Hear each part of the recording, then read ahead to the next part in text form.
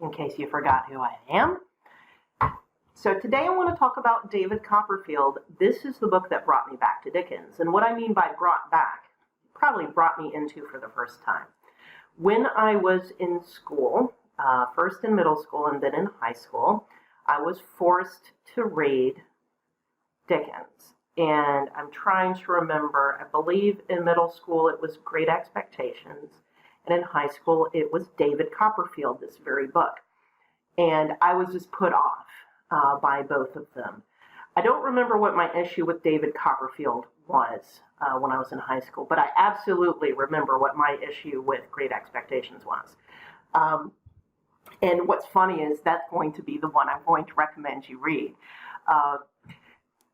As a middle schooler, I was not impressed with the plot of Great Expectations. I figured out the plot twist well in advance because Dickens does foreshadow his twist. Now, it's a very Dickensian twist. None of them are surprising. You can see it coming from a mile away. No doubt about it. But I found Great Expectations, so this is really funny to me because I have no problem reading very long books, and I didn't when I was in middle school. I would have been just fine with the Harry Potter books. Look at all the kids now. There's nothing special about it. If the story is good enough, you will keep the reader.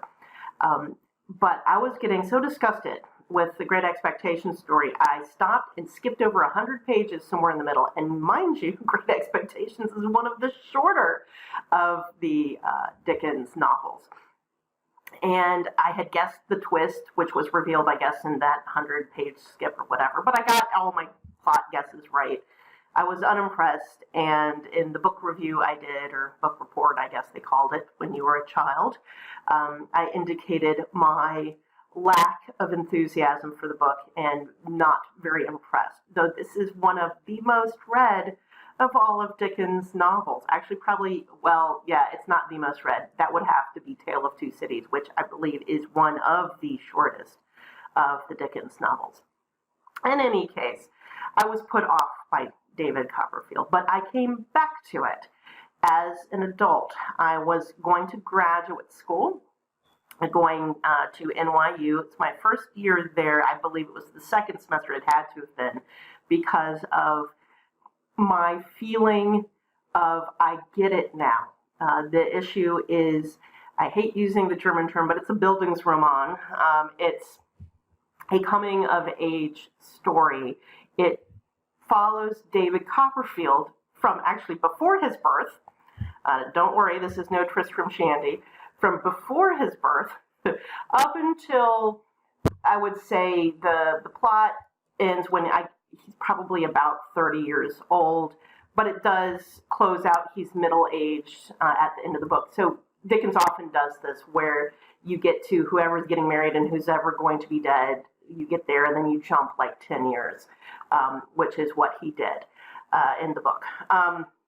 Well, maybe he wasn't 30, but mid-20s at latest. So the thing is, finally, once I was 23 years old or so, I finally got the novel. I understood what he was writing about, and it was a particular scene. It was, I keep saying Dickens because this is it's not really an autobiographical novel. Dickens only pulls in some of his biographical details, but this is not that surprising given that so many of the characters he uses are based on people he really knew or some notable people he had read about. It was very true to life in certain aspects of the novel. There's other aspects of the novel that didn't work as well. But it was a particular episode where David Copperfield is out carousing with a school buddy, Steerforth, and a couple of his hangers-on from college. So remember back in the day, so his friend would have been a gentleman because he went to Oxford or Cambridge, probably Oxford, and his friends were Oxford guys too, but David wasn't. He did not have money. He wasn't a gentleman. His aunt was paying for his education, but she could only do up until, getting him an apprenticeship as a proctor, so that's more like professional schools, like he was going to law school. Not quite the same. In any case, he puts up a very nice carousing dinner for his friends and gets stinking drunk. And then they go out to a show, and maybe it's the opera. And one of his hometown friends, Agnes Wickfield, who knew him from, when he was about 10 until 16 or so, or I guess 18, that she's in the box next to them, and he is totally sloshed and, makes an ass of himself, and he shows up at the place where Agnes is staying the next day.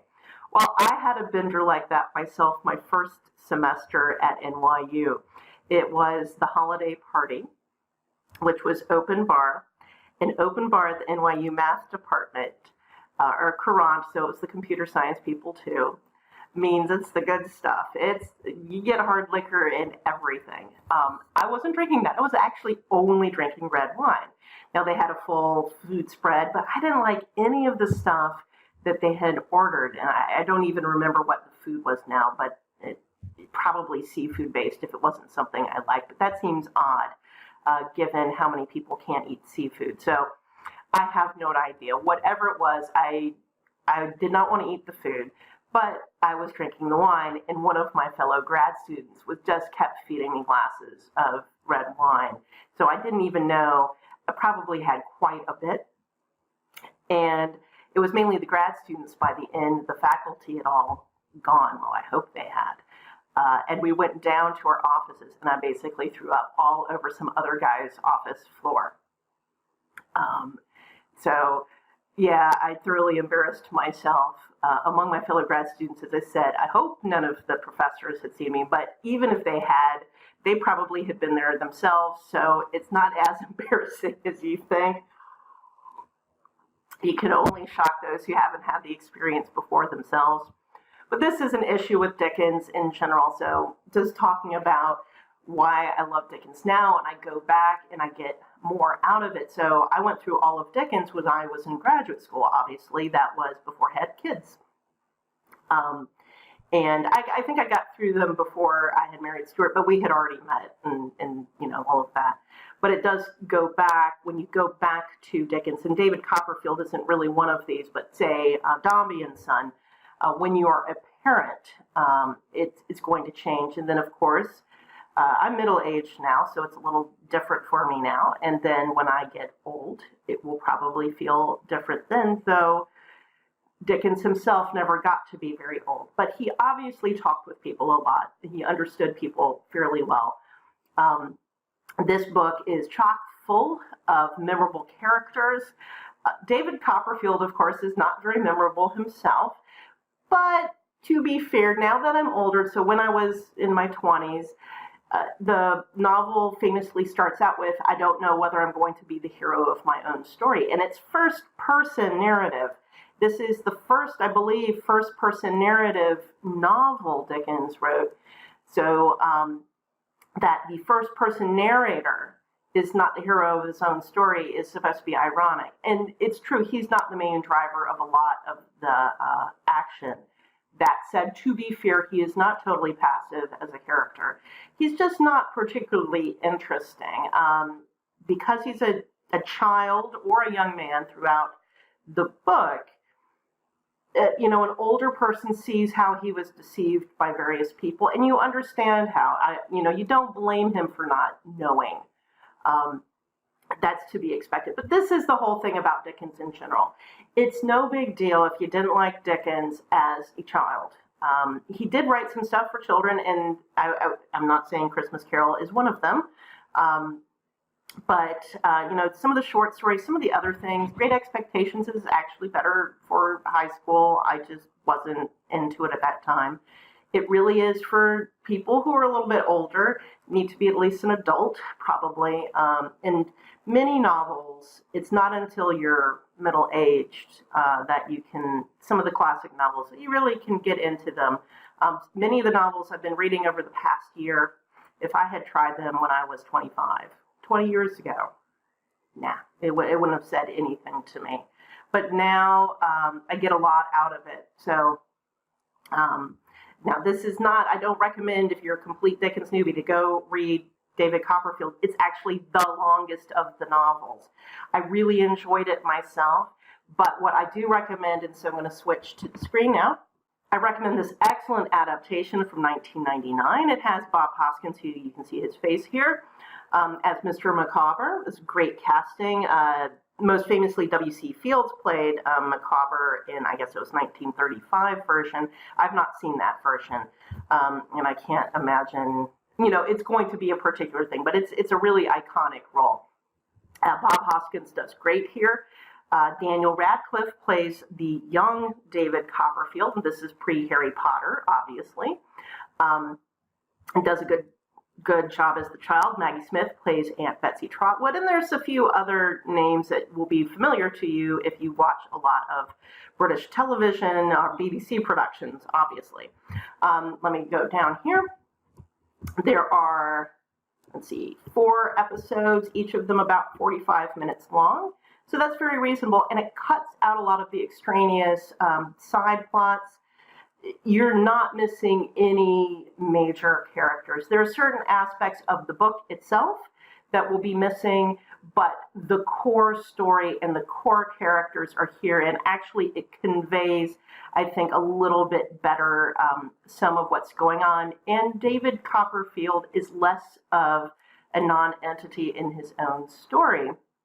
And they make it a little more explicitly a Dickens-esque autobiography, which again, it's not. They change some of the details so it matches details from Dickens' life, not from the story of David Copperfield. So at one point, young David Copperfield in the book is sent to a wine shop, and he's basically pasting on labels of wine bottles and, moving stuff around and doing other little things in the wine shop. Here they have David working in a blacking factory, which is what happened to Dickens himself as a child. There's, as I said, there's some other things. So the young man Dickens, they give him facial hair like Charles Dickens had. That's fair enough. You don't, in the pictures and the illustrations in the novel, they don't make David Copperfield look like Charles Dickens. But you can kind of see there's certain aspects of the character that are so obviously Charles Dickens. It is fair to say it's like Portrait of an Artist as a Young Man. It's not a strict autobiography, but you have a lot of the author in the novel. So enjoy.